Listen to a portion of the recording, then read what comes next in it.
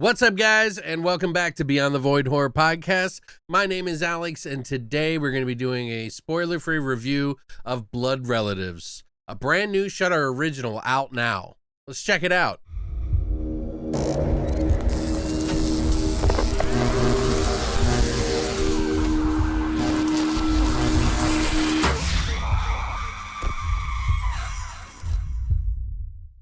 So Blood Relatives just came out a few days ago, and I'm just now catching up to it. Notice that this is actually written, directed, and also acted in by Noah Sagan, who, if you're familiar, did Dead Girl years ago as an acting role and has been in numerous other acting roles. This is his first feature film. The only thing he has ever worked on was Scare Package, which had a bunch of shorts in it. So what is it? Well, it's a vampire comedy horror film that is a little bit on a mix of drama and horror and comedy all mixed in together into one big new Noah Sagan movie. It's essentially about a vampire who is a very old vampire who's lived a lifestyle that has been thrown into disarray by his teenage daughter, who just shows up claiming to be his daughter, but she's got the fangs to prove it. They end up in a tangled mess of going on a road trip together to kind of realize who each other are, and it's kind of a mix between the father and the daughter and the dichotomy between the two that make this a pretty damn good watch. Now, I wasn't completely blown away by this movie, but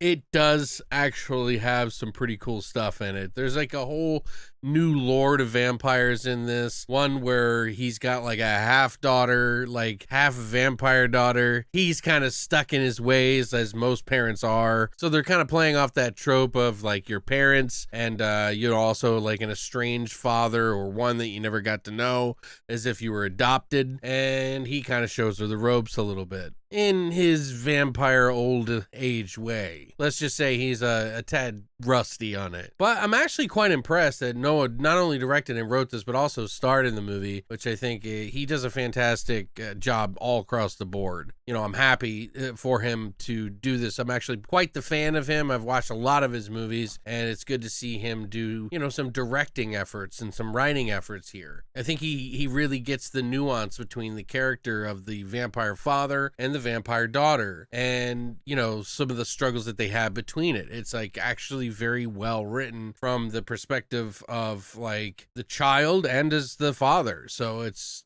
pretty good. Like normally when I see these kind of movies, these sort of coming of age, meeting your father again sort of movies, which this is very much in that vein, okay? So it's not as much horror as, you know, like your regular horror movie. This has kind of a mix of genres in here, like a family drama mixed with like a horror comedy, and it is a pretty decent mix. This is not just a comedy. This actually has some heartfelt moments in it that are funny. But like I was saying, it's, you know, oftentimes when you see these sort of family dramas, you know, they're pretty typical. And this is kind of typical, but it does a few things different in the vampire lore that I thought was interesting, and kind of works around it in this sort of modern retelling, as you get to see through the perspective of the daughter, who's sort of the modern version, and the father, who's this out-of-date sort of Jewish vampire who has been through the Holocaust and many other things. You even notice that he has old photos that are from like the 1920s. But I find it a very charming movie, and it's got a little bit more than just being some silly over-the-top like comedy, which it is not. It is kind of very based in reality with a couple of moments that are just kind of silly, fun moments. One moment in particular that I laughed at was there was a scene in a hotel with the actual hotel owner that really kind of made me laugh. But most of the movie is pretty tame. There are a couple of chuckle moments in here. But overall, I think it's just a good movie. You know, it's just a good, decent attempt at a movie, and I think you might find value in it. There is some sentimental value in it. If you're a parent or a lost child, maybe it will resonate with you, who, you know, are going to find their family again or have experienced that, you know, and sort of like kind of breaking that barrier between, you know, being old and being young. It really isn't necessarily about the vampires. That's just sort of the twist to give it an extra like, oh, well, he's really old kind of thing, which I think is really kind of funny just in itself on paper.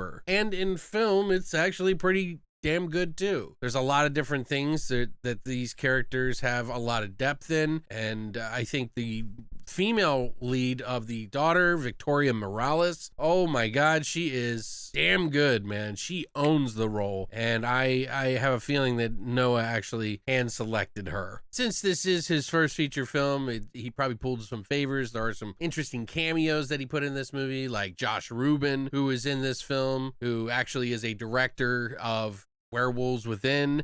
He was also starring as an actor in the movie Scare Me. All of these were kind of like on Shudder, I think, at one point in time. Although Werewolves Within, I don't think it was. But he also has people like Doug Benson, who's a comedian. He did the Super High Me. And we also get John Proudstar, who is an indigenous actor who has been in a lot of movies, like back when I was growing up and stuff. So it was good to see some of these people in it. It does not look cheap at all. Some of the acting is a little rough around the edges in the very beginning. Like, you know, you're just kind of getting settled in. I think some of the cadence in the very beginning is just slightly off, and I'm not sure if it's editing those parts in or leaving too much space, which is sort of a typical thing that everybody struggles with when you're putting a movie together, is just like the timing of the movie and like making sure that cadence is right. Other than that, I think some of the editing was really cool. There was a couple of moments where there's a fork going in some meat as a shovel's going into the dirt. You know, I thought that was really fantastic kind of editing thoughts. There's some really good shots in here. The lighting is actually pretty decent too. So there's a lot of things that are firing on all cylinders here. As far as like the overall kind of value of the movie, I think it is a decent movie. It's not something I'm over elated about. It's not something that is, gonna blow everyone away, but I think you're gonna see some of the talent here that is involved in this movie. And I would say probably like a 7 or 7.5 on this one. It is something that you can watch very easily. It doesn't have the greatest ending, but it's not really about this like crazy ending. It's really about the characters in this movie, and I think that's why they chose the ending that they did. I think a lot of people are going to have issue with that by the end. They're going to be like, well, what really happened? I've seen some of the reviews and they're like, oh, it's boring, and it's like, no, it's really not. This is kind of like Noah's like practice at like nuance and like some of the dialogue that they're having with one another, whether he's acting it, writing it, or directing it. And I think he does a fairly decent job here. So congrats to everybody, of course. It isn't my favorite movie of the year, but I think it's a good choice. And I think if you watch it, you'll see some value in it too. Are you into vampire movies? Because I'm certainly not, and I enjoyed it. So I'm coming around lately. A lot of my friends make fun of me because I've always said I'm not a vampire fan, but then I always like all these vampire movies. So I think it might be because this is just a kind of a like original take in some way on it, and kind of spinning the genre a little bit on its side and doing something a little different with it, which I always kind of appreciate in movies anyway. But have you seen the trailer? Are you a subscriber to Shudder? It's up on Shudder now, so if you want to watch it, you can watch it right away as part of your subscription. Let me know what you think about this movie. Have you seen it? Are you not? What do you think? Let me know in the comment section down below, and if you enjoyed this video, please hit the like and subscribe button and the little bell notification to let you know when I got a new video out. But other than that, thank you so much for coming by, and as always, long live the void. Join us. Beyond